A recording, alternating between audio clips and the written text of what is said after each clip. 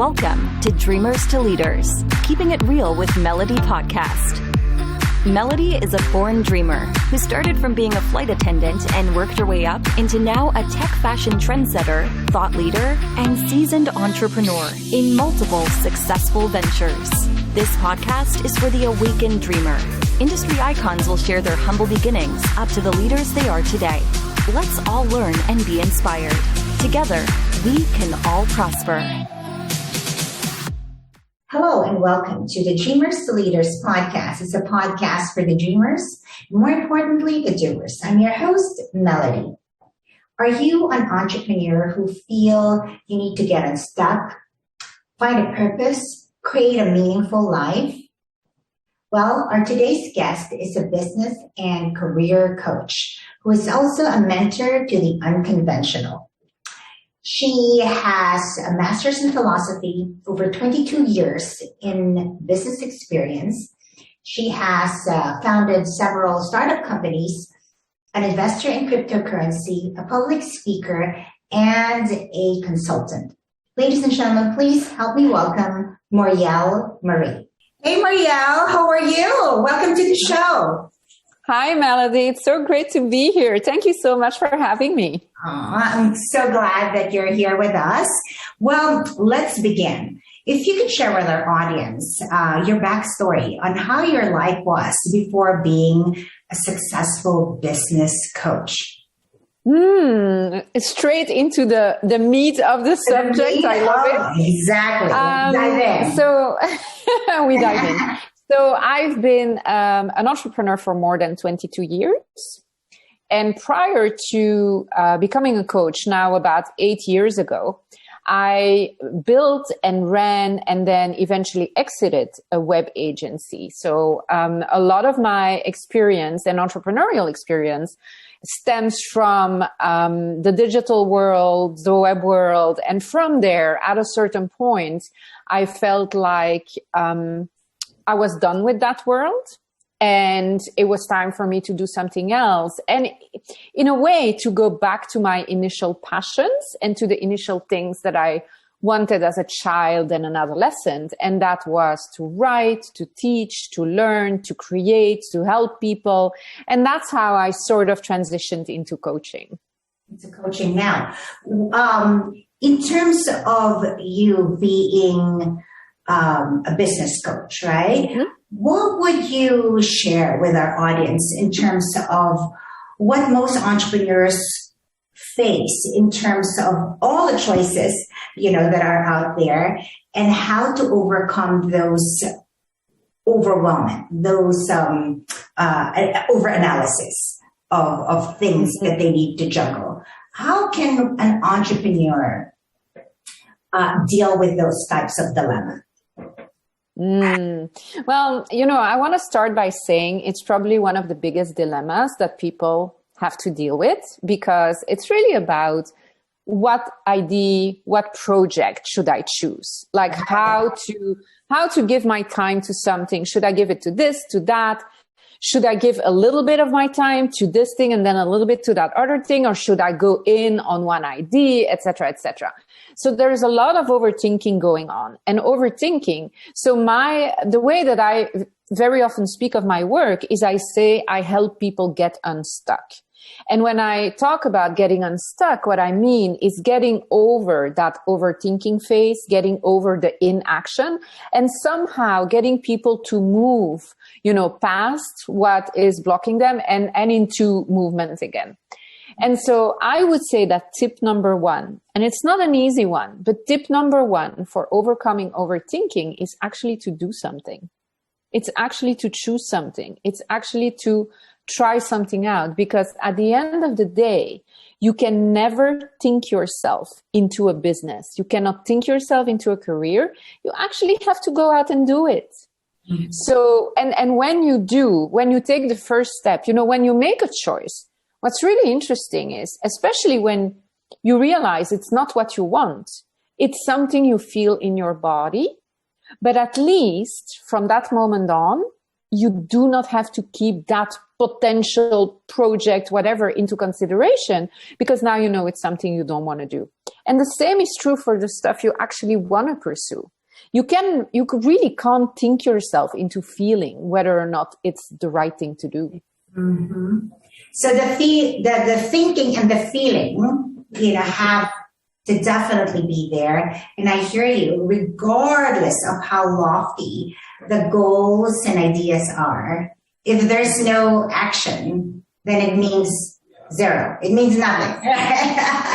Yes. So I am with you on taking that action regardless. It's always easier to do corrective measures, later.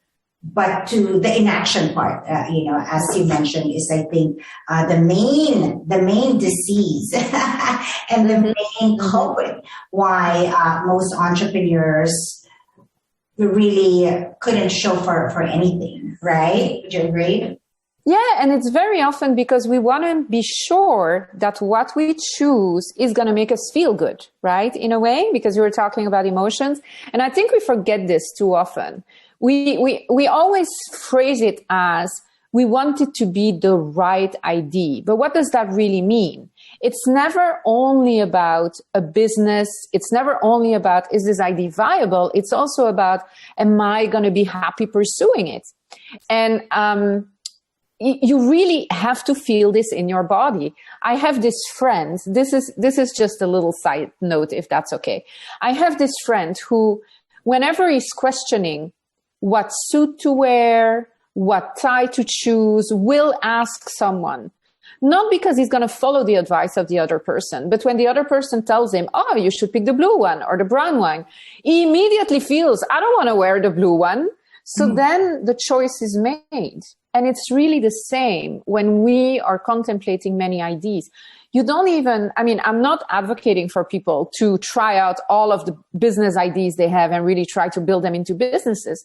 But you can always find one step, a small step that you can take that isn't a life or death situation, that isn't going to cause you debt or, other issues, but that's going to help you to really feel whether or not you want to pursue that idea. Mm-hmm. So knowing what you want, contemplating on what you want, and I think you're right on the feeling part. Mm-hmm. And I know there's a quote from Einstein about, for most people, for most men, they make knowledge, they make all the skill sets as their master, when the truth is, you really have to utilize the gift of intuition, which is the feeling part, knowing the emotion in your gut, what is it really that you feel? Because for the most part, there is that compass, your internal guiding system, as they say, so books can give you so much, right? Mm-hmm. But it could only give you so much. Exactly. You need the aid of that feeling, that emotion, because that will really guide you as to your kind of true compass, what really makes Murielle tick. And for our audience, you got to really step back and say, okay, with all these choices, what do you really feel, in your heart? It could sound like a cliche, but that's the absolute truth. If it doesn't resonate with your being, then maybe it's time to shift and look at something else, right? Absolutely. Because you also, and I love that quote from Einstein. I think it's absolutely beautiful. And I remember him really saying that even when he was explaining how he got to the theory of relativity, right? Like a world-changing scientific discovery, whatever you want to call it. And he let himself, of course, he did a lot of work, a lot of math, a lot of thinking. We're not saying he didn't do that, but he also followed a hunch. And I think we're all constantly feeling hunches. Our intuition is always speaking to us. But the more you overthink, the more you silence it. Right. So sometimes you need to have the courage to listen to it and then do something. So if we take what Einstein said and then you couple that with what Steve Jobs, both crazy visionaries and creative geniuses. He also said, how do you make the patterns? It's by connecting all those dots, right? Mm-hmm. So, and following that silent voice within. Mm-hmm. Right? Mm-hmm. Now, dealing with entrepreneurs, Murielle, you mentioned also the term creative generalist. Can you expound on that? Yes, sure. Thank you for that question. So, a creative generalist is what's commonly called a multi-passionate creative. Mm-hmm. You find a lot of them amongst entrepreneurs. And one of the main characteristics that creative generalists have is that they don't really specialize into a particular subject, but they sort of glance over a very wide area of different topics of interest. And especially now with the rise of so many entrepreneurs, infopreneurs, you name it, freedom seekers, like location independent people, etc., etc. Uh-huh. We all need to be able to master a lot of different skills, right? We're currently doing a podcast. We're doing that on a computer. You're very savvy at it. I saw that, everyone, before we started, and that Melody knows really what she's doing. So, but these are all different skills we need to learn, right? Mm-hmm. And the modern world asks much more creative generalists, so creative entrepreneurs. I don't want to really say they're exactly the same, but there is a lot of creative generalists within the entrepreneurial sort of arena than experts. It used to be that everybody needed to go to school, choose a subject, go to university or, whatever college, and then become that. Mm-hmm. That's no longer true. Now what we see is that people decide to start businesses. People decide to marry different passions and different areas of interest.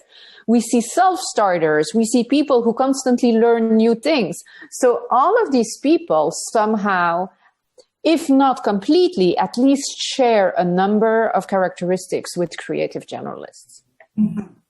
So marrying all those passion, what would be a good step one? For people to know that, hey, you know what? Yes. So let's say with me, there's the podcast, there's the business, there's the real estate, etc. So how do you marry that and still be an effective individual with all those ventures and pockets that one wishes to explore?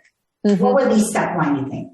That's such a great question. And this is actually one of the hardest things to do for creative generalists, and I would dare to say for creative entrepreneurs as well, because we even when you choose a path as an entrepreneur, when you are working on that business, my guess is every one of us has new ideas, new things we want to do, right? Like, oh, this could be a good business, or I could do something with this, or whatever.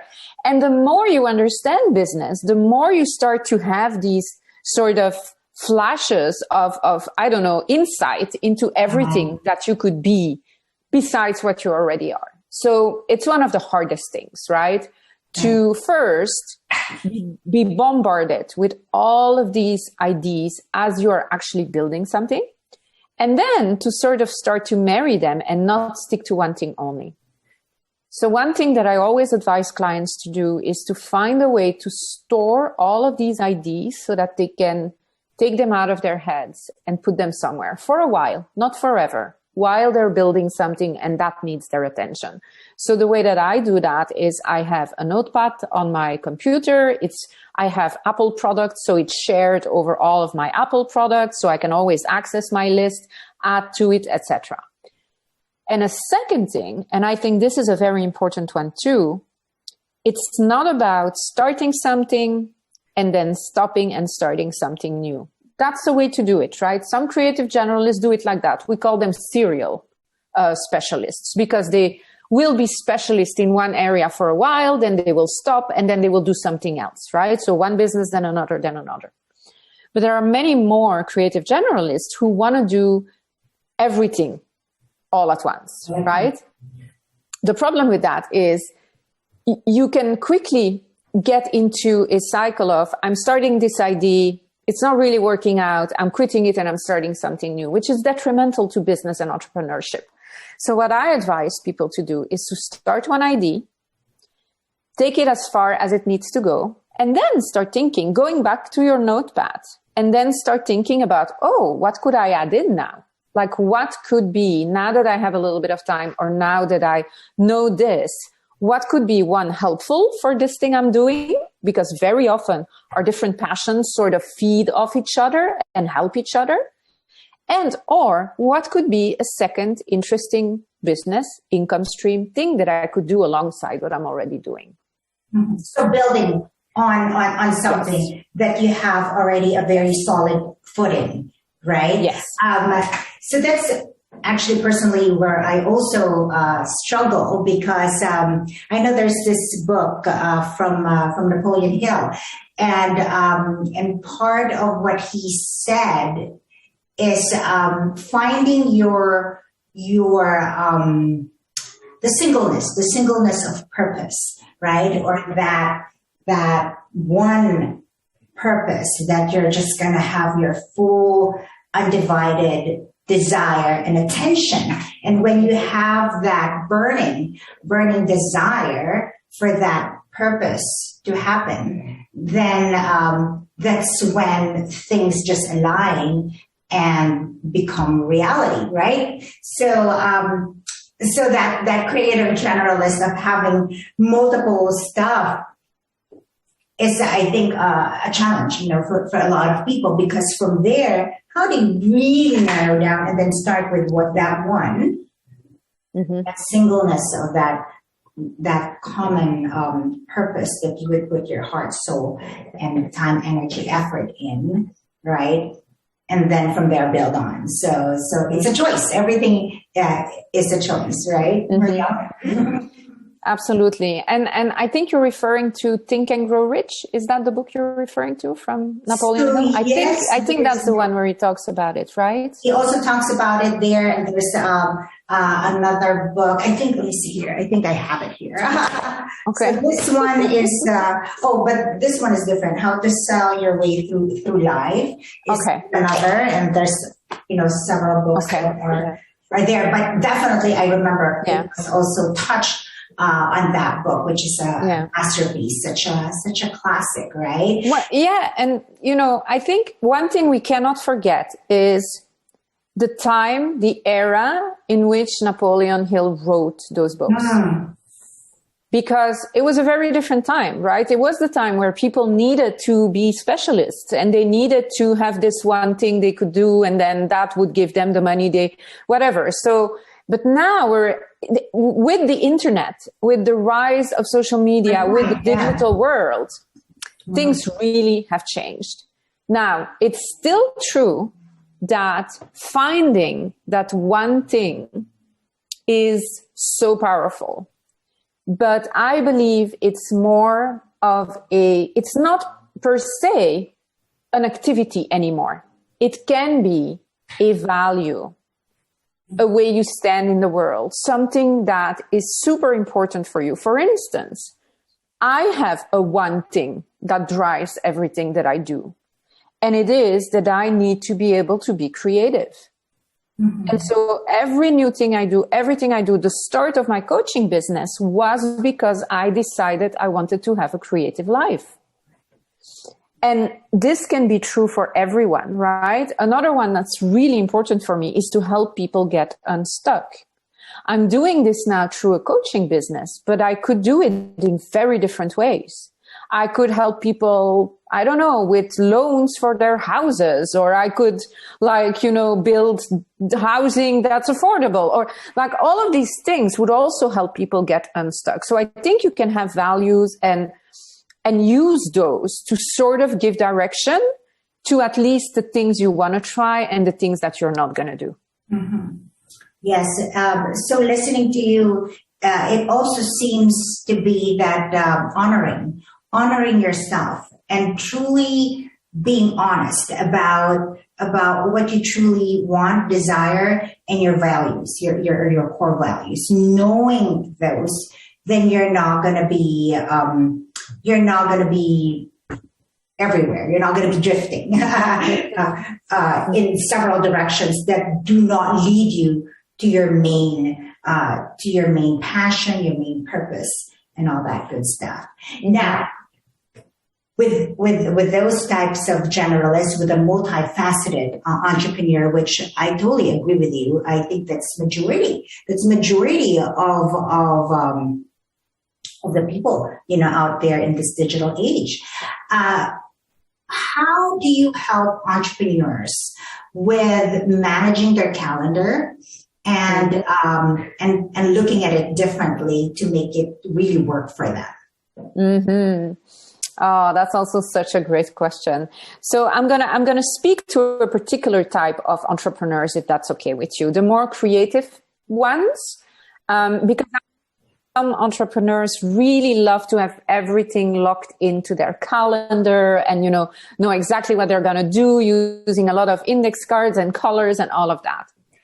What I have found with the people that I support and with creative generalists and creative entrepreneurs in many cases is that we're sort of rebels as well, right? We have that little rebellious side, which is really interesting when we're building businesses, because it means that sometimes we dare to take risk and we're not really following all the rules, and, we know how to bend the rules, and so all of these things. However, when it comes to planning our time, it can also be a big issue. So I don't know if you've ever experienced this, Melody. So it's a Sunday night and you're planning out your week, if that's something you do. If not, I'm not saying you should, but I'm advising entrepreneurs in general, especially the starting out ones, to practice that, because it's really good to plan your days ahead of time. But so you're there on a Sunday afternoon, the way I do it, and you start to plan, whatever it is you have to do during the week. And on Monday at 8 a.m. in the morning, you're going to write a blog post, and then you're going to tackle your newsletter, and then you're going to do something else, and then whatever. Mm-hmm. Come, and on Sunday afternoon, when you're finished, you're like, oh, I did such an awesome job. My week is planned. It's going to be fantastic. Come Monday morning, you open your calendar. The first thing you see is you need to write a blog post. The last thing you want to do is to write a blog post. So what happens? You procrastinate, you're trying everything you can to do something else, or you're starting, but it doesn't flow, it's hard, it's not fun, and somehow, somewhere, you sabotage what you have done the day before. And you wonder, what's wrong with me? Why am I not capable of writing? It's not that hard. I know I can do it. Why isn't it working now? This is something, when I speak to clients and entrepreneurs in general, that a lot of us encounter. So I don't know if you've ever had that happen to you. Did that ever happen to you, Melody, or do you know anyone? Okay. I think oftentimes that I want to. And the thing is that we really don't like people telling us what to do. And that's a good thing in many cases. But that includes ourselves. And so when we see that somebody, being us, decided we were going to do this and planned it out like that, there is a little rebel in us that goes, I don't want to do this now. This is not what I want to do now. So the way that I've solved it for myself and a lot of my clients is what I call the creativity schedule. And so the creativity schedule is still a schedule you make on Sunday or whatever when you want to do it. But instead of putting down exactly what you're going to do in your calendar at what time, what day, you create a list, a separate list of all the things you want to do that week, with priorities. If you know that you have things that really need to get done or whatever, do it the way you want to. But then when it comes to your calendar, you only mark the periods you're actually going to work. So the way it works for me is that on Sunday, I decide on Monday, I'm going to work from 8 to 11, and then I have a client, and then I'm going to continue from 2 to 5, and then whatever. So I know when I'm going to devote time to work. And then when it is Monday morning, I take my list of things, and I'm free to pick what it is I want to work on first. Oh, okay. So you're not as rigid. Yes. And so because of that, the little rebel isn't activated. She's fine. She's like, yay, I can choose. I'm the boss. Right. Even though we're just smarter, right? And that allows me to actually be much more productive than I would be if I had to follow a very strict schedule.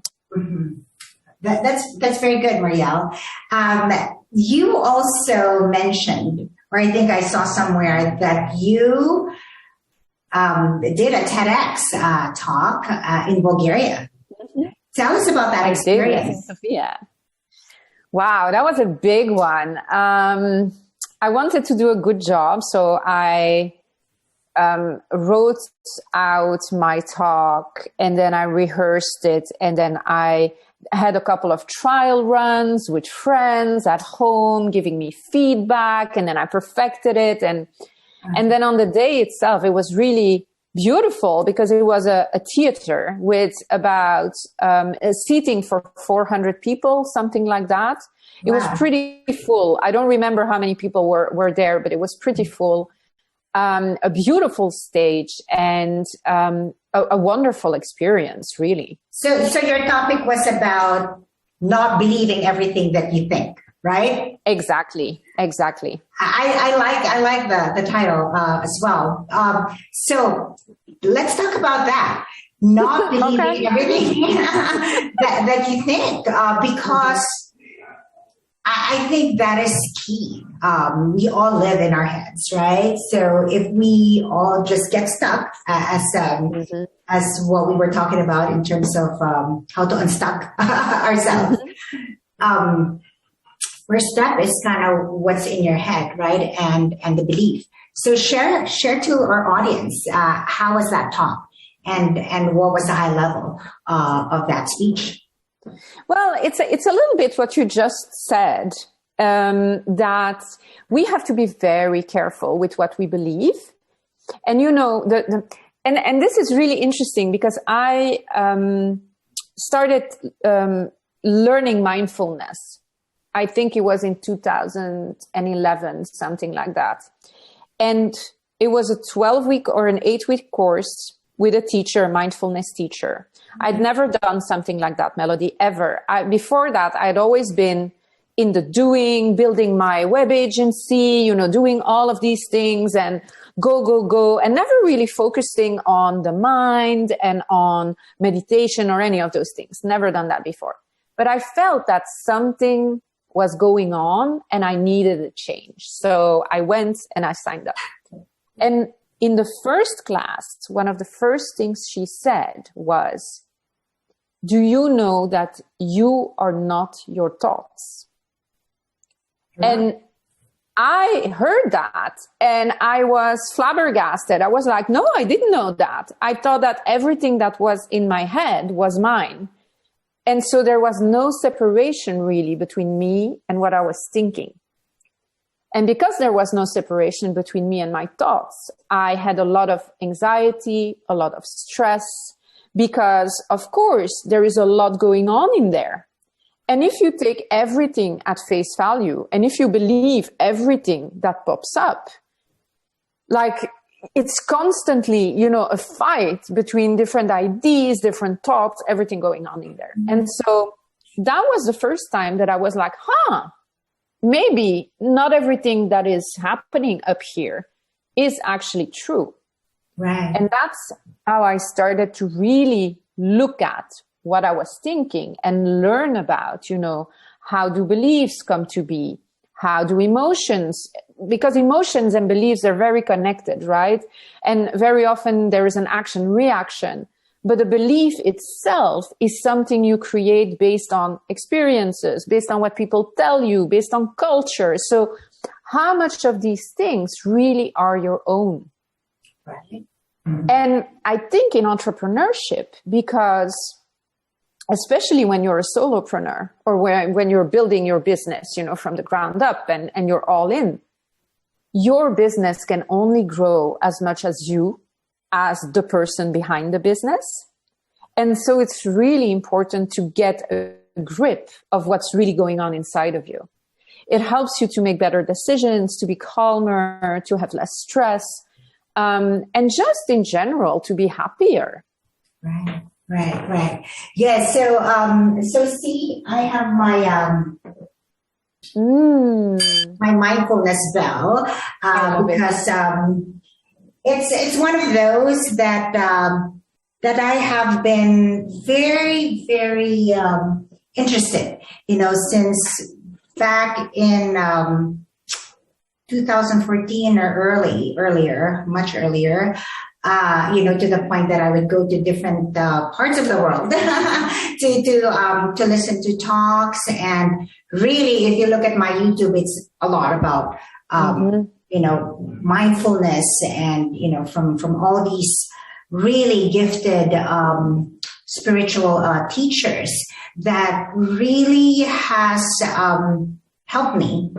And I think it's great that they're out there, with that new thought, because again, it goes back to those set of beliefs that if people would just have those traditional way of thinking where they think that's the only way and that's the only right way, that's where they could get, again, going back to the stuck, how can one progress, right? Mm-hmm. And being open and being flexible, and always learning and evolving, would be how one could again go back to progression and evolution, right?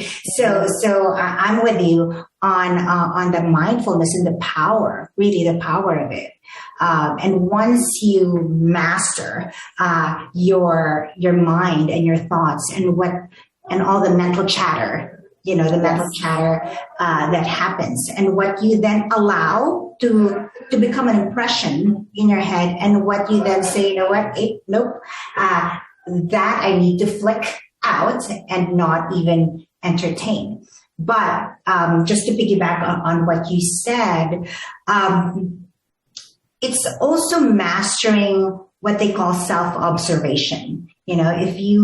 If you observe things like your thoughts, like, okay, I felt excited, or I felt nervous, or, I was fearful, I was scared. But instead of saying I, you say it, apparently. Mm-hmm. So it was scared. You're not owning it because mm-hmm. you're only observing, right? Mm-hmm. And once I think you master your thoughts, then you really become the emperor of your world, right? Mm-hmm. and again, it goes back to that belief where what is belief really? It's just a set of thoughts or views that you continue to believe. Mm-hmm. That's for truth. I love what you just said, and I think also mastering your thoughts and mastering self-observation allow you to change your beliefs easier. Right. And everybody always thinks, or not everybody, I don't want to generalize, but a lot of people, and I used to be like that, think things are the way they are, that everything is static, or we want things to stay the same. But if there's one truth in the world, is that everything's always evolving and changing. Okay. And that is true for our beliefs too. Right? So when somebody says, I could never do that, I like to very gently challenge that and go like, why? Like, really, why couldn't you? Like, show me the written law that says you couldn't do it. And, even laws can be bended. So like, what is really the truth of you saying you could never do that? Mm-hmm. And another thing too, when it comes to, self-observation and like dissociating really from the thoughts and the beliefs, is that you start to dismantle them. And you need, in a way, to do that. You need to look at them and to take them apart and to go like, oh, but this really isn't anything. This is just because thoughts can keep us stuck, one thing, but they can keep us very miserable for a long time as well. Yeah. And I don't know how many times I've heard clients who desperately want to change careers, start a business, grow their business, stay stuck for a very long time just because they believe certain things, usually about themselves, but also about the world, or, or they will overthink themselves out of an idea even before trying it out. Right? They start very excited. Oh, I'm going to start copywriting because I'm such a good writer and I think it would be fun. And then they go, oh, but I heard somebody say all copywriters, make very little money and the clients are really bad and they have to work for almost nothing and And then the circle of overthinking, they haven't done anything, right? They've never seen a copywriting client. It's all happening in their head. It's all happening here. And sometimes it happens not in the split of a second, but it can happen in 10 minutes, 15 minutes. They go from being super excited to, I could never do that. And I like to challenge that because none of those ideas have been verified. Right. So you have to test them out, right? So that goes back to also what you said about your TED Talk on being open and having that continuous curiosity. Right. Yes.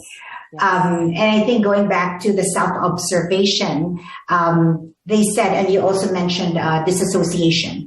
So when you disassociate, another thing to do apparently is to always have that sense of wonderment. You're thinking, wow, this is fascinating.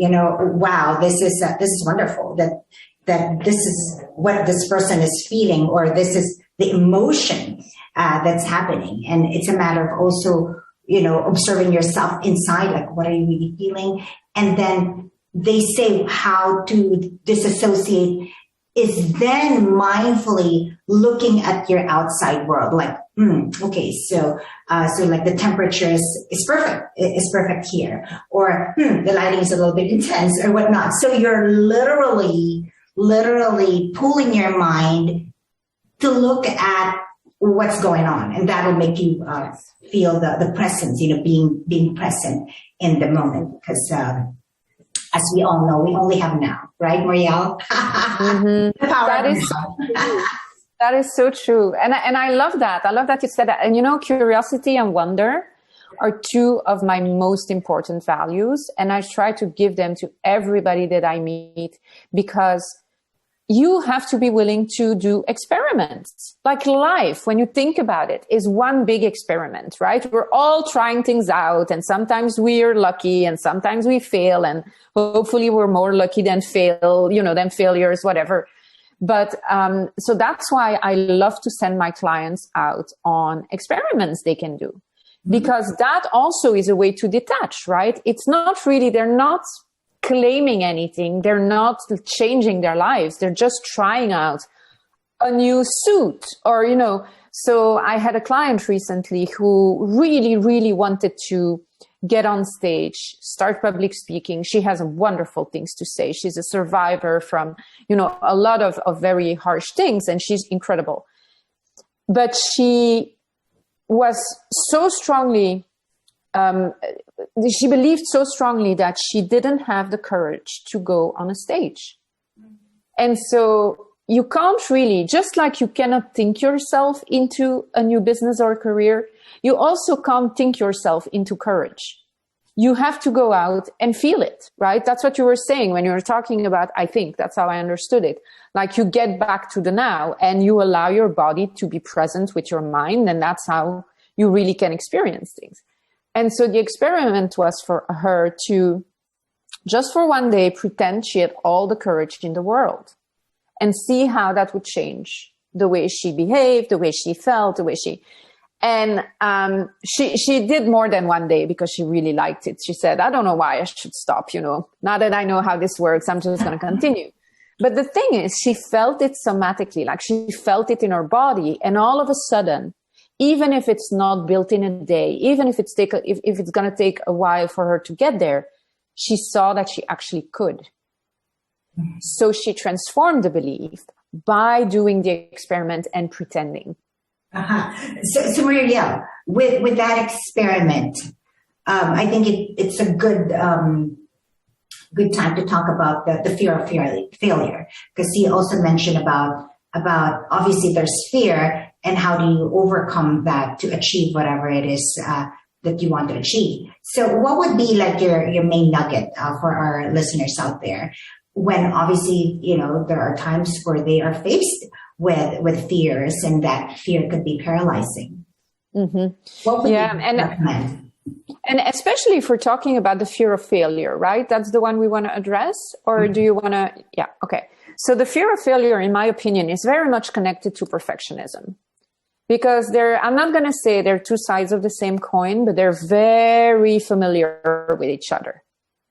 People who tend to be perfectionists tend to not like failure, at all. Yeah. And people who are less perfectionistic, nobody likes to fail, but they're fine. They can fail. It's not going to stop them from doing something. So the real good advice that I can give when it comes to fear of failure is actually to expose yourself to failing. And I'm not saying, I am saying go out and look for failure, because that's going to force a perfectionist to not wait for perfection to do something. Right? Because that's a little bit what keeps them stuck. They're like, it's not good enough yet. And if it's not good enough, I'm going to fail. So in fact, we're hitting two birds with one stone, because if we start to produce good enough things because we want to experience failure, what we're actually doing is moving forward and away from perfectionism as we move closer to accepting failure in our life, which probably won't be that dramatic anyway. Uh-huh. Does that make sense? I don't know if that makes sense. Yeah, it totally makes sense. As a matter of fact, that reminds me while you were sharing, this founder of Spanx, Sarah Blakely. So she spoke to our group way back. And she shared how her father would actually celebrate the failures or the no's that they experienced or that she experienced. So yes, you say high five on things that you've done really well, but it's also double high five type of thing if there were failures or there were mistakes that you then learn from, right? And with sales, that's also part of my venture. So I have my agency. There's a lot of that rejection or that fear of failure that happens when you're maybe presenting or you're doing your cold calling or what have you, right? Yeah. And being able to just face it, and how do you face it, right? So basically, it's keeping track of the no's. So it's okay. Celebrate the no's. How many no's did you get, right? And knowing that if you put a ticker mark because it's a no, it's still a good feeling. There's always that psychological, good feeling when you're like checking off something. So it's a good way to kind of use the fear of failure to then say, you know what, it's totally okay, to fail. As a matter of fact, we're going to keep track of that. They say there's something mentally beneficial when you not really celebrate, but you acknowledge it and know that it's just part of the whole game, right, Murielle? I agree. And actually this reminded me of another experiment, because I love doing experiments with myself as well, because we're also always looking to sort of, change and be more of the potential that we could be. And so what I do is it's a game, right? And it's a game of either you get the yes or you get the no. And I switch things around and the no becomes the prize. Uh-huh. So when I call or when I used to do a lot of sales calls when I had my web agency. And so what I would do is I would say, I'm actually not calling for a yes. I'm calling for a no. No, right? and when I get the no, that's when I'm going to feel, all the good stuff that happens when you get a notification on Instagram or when you get a gift or when you win something. So the win was the no. And what happened was, it took a while though, but over time, I completely desensitized to rejection. at least in sales calls. I'm not going to say it's the same in my private life and all those other things. Although I have to say it's probably much easier for me today than it was, when I started. But not attaching any value to the no that you are going to get, or attaching success to it, is actually a way to use the plasticity of our brain to make it so much easier.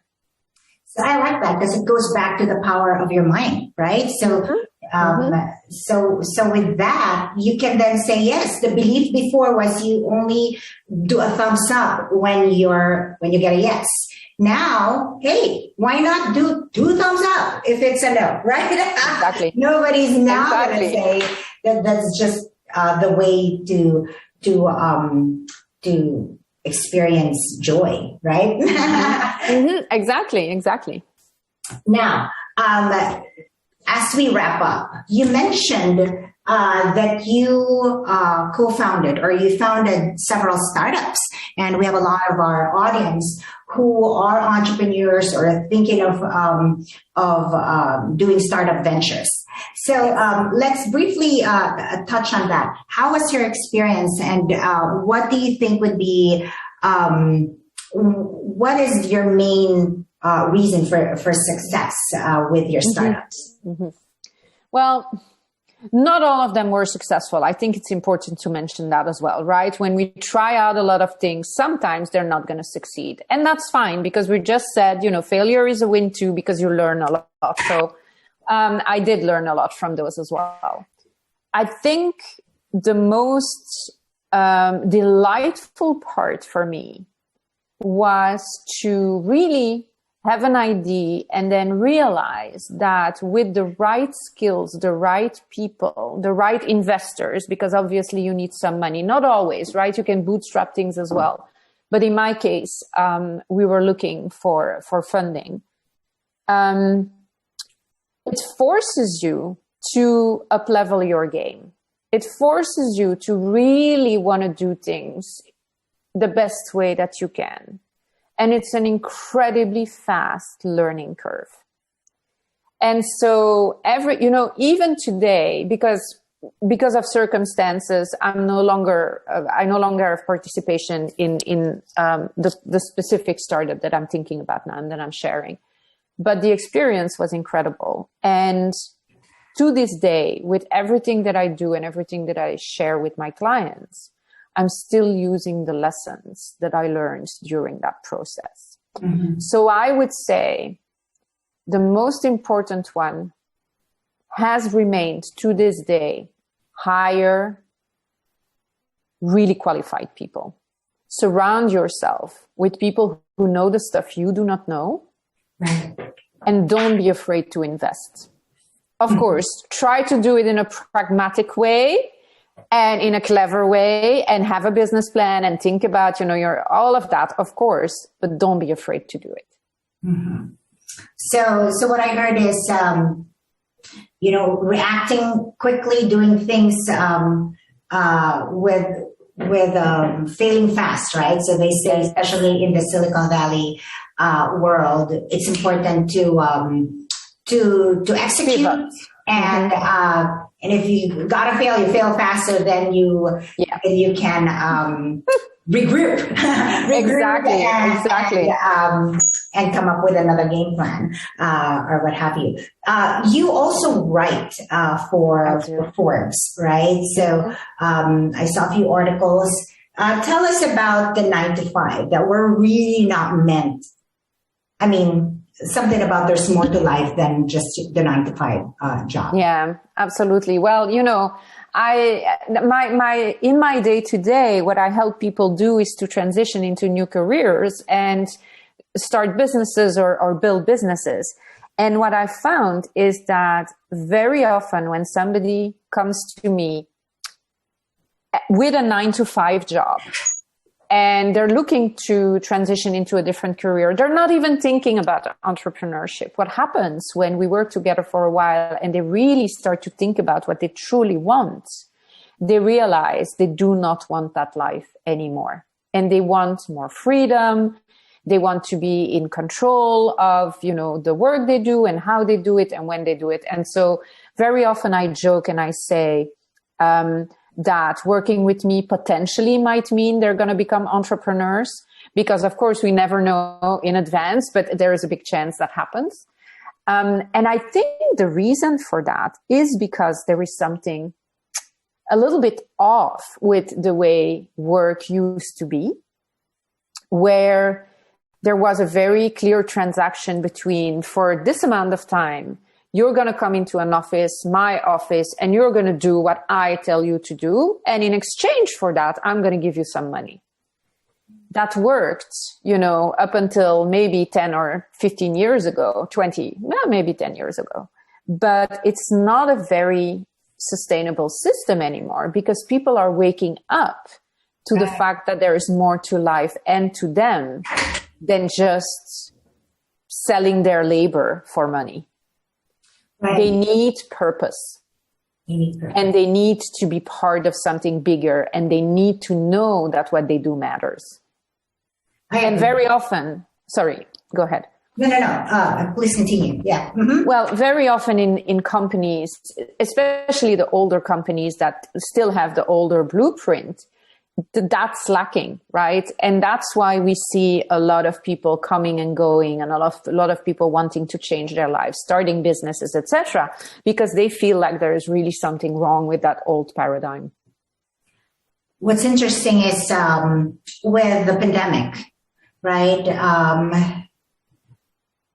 I think it was in the news last week where they came up with this crazy statistics on how many people are doing an exodus on their current job. I said literally in that week there were this much resignation letter that were given. So there's a lot of people that are either A, contemplating on leaving the workforce, or B, have already left and are searching and are venturing into something new. So the pandemic has created that paradigm shift for a lot of people. And now they are rethinking the way that they would spend their hours, right? Mm-hmm. Mm-hmm. So yes, there's that's going on. And for entrepreneurs, this is where evolution also would come, because knowing that, what are ways, to really make sure that the retention, the attraction and retention of your workforce are there, right? That also has to evolve it. And I like what you said, because I think that is very crucial for entrepreneurs to be mindful of creating that purpose. What is the bigger picture? How do you then communicate with your staff, with your team, that what they do matter? So those things are now something that was perhaps at the back end, but now that has to really be in the forefront of what you then communicate, to your staff, to your team, to your new hire when you onboard. What's the purpose? What you do matter. All that you said really have to be communicated effectively. For the workforce to stick. Otherwise, they all have their mind set elsewhere. And as employers, the turnover is extremely painful. B, the cost. Yeah, it's costly. It's very expensive. So you're training someone. I'm sorry. Go ahead. You're training. I agree. It's when you drain your workforce, all of a sudden, of course, you have to replace them. And the training, as you mentioned, requires a lot of time, energy, and money, investment. So yes, it's an ever evolving face in entrepreneurship. For sure. It's true. So for our audience out there who want to know more about your coaching and what you do, where could they reach you, Murielle? They can find me on Instagram at Murielle Marie, and they can also check my website, which is www.muriellemarie.com. There's a couple of things you can download there. There's a couple of ways to get in touch with me. So I want to really invite everybody to do that. I love to get into conversations and to hear about people and what they're looking for. So don't hesitate to do that. And yes, so your website has a lot of good information about your work, even your TED Talk and your other guestings, podcasts. Mm-hmm. So a lot of good, valuable information from you. So that concludes our show, Murielle. Thank you again for being here. I know with Antwerp, your time zone is much different than here in in Los Angeles, but you're here, so I appreciate you. Thank you so much, Melody. It was such a fun conversation. Thank you so much for having me. All right. Yes. And for all our dreamers out there, keep believing. You got this. Till next time. All right. We didn't even need to do this, Murielle. No. Do you think it's what you wanted for your audience? Oh, definitely. Yes. No, yeah? For sure. Perfect. Very much talking to the entrepreneurs, those who are thinking of change. We're trying to do current events here. How's the corona situation there? Good. Well, control? It's much better. They're lifting all of the restrictions as we speak because the Omicron variant isn't making anybody sick. So, it's going. But we had 300,000 people get it yesterday, I think. So it's like spreading like wildfire, but nobody is actually landing in the hospital. So right. So how is it on your end? Because let's hope we see this is the tail of the pandemic. Hopefully, good point. It was actually, I think, the other day that amidst all the crazy negativity, there's that good news because I'm in Burbank, and they say that it's the first time where. Really, it's almost, if it's not declining, there's really not a whole lot of any reported case, which is oh wow, which is awesome. And going back to what you're saying, yes, there's that virus, but hey, you know what? Everyone is surviving it. Knock on wood, thank God, right? So hopefully, as you said, it is at the tail end. Yes. It's all in the mind, right? Yes, it is. And we make, we forgot to say about the beliefs. It really is what creates your reality. We did. We didn't say that, but it's true. Absolutely. All right. So usually takes 2 weeks, to 3 for us to have your trailer and your full blown episode. But we have a very big community in YouTube who supports and engages. So we're happy and proud of that.